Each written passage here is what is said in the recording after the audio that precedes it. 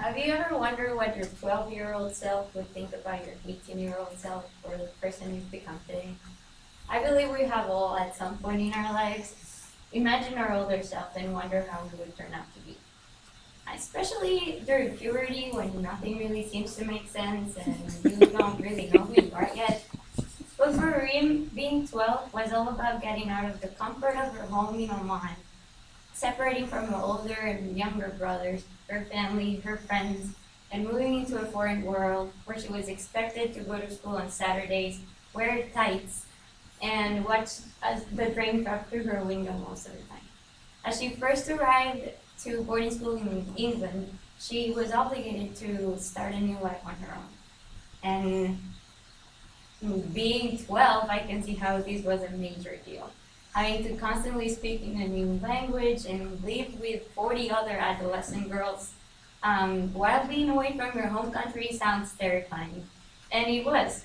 The cultural shock happened, and the misery of feeling like you don't belong anywhere was constantly present in Reem's life for the first year and a half of her experience.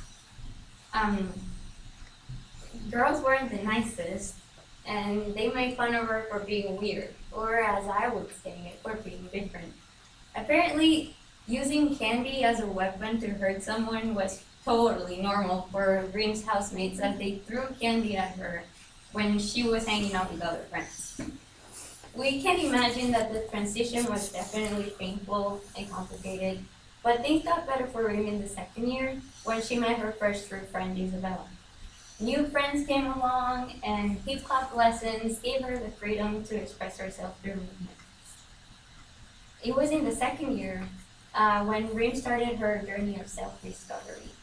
Now, not only was she enjoying her life genuinely this time, but she was also realizing that nothing good ever came out of her feeling sorry for herself.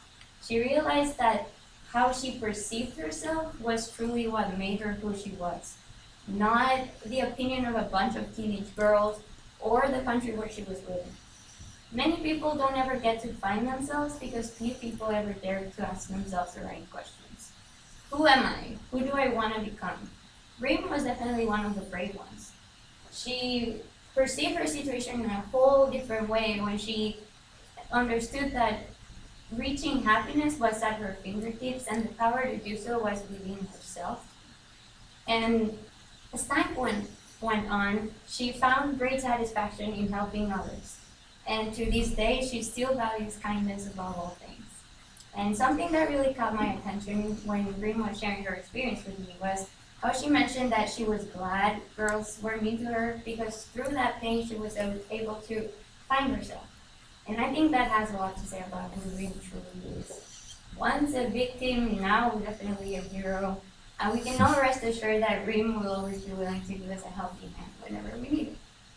And a quote that I think fits really well with Reem's story is by Jonathan I.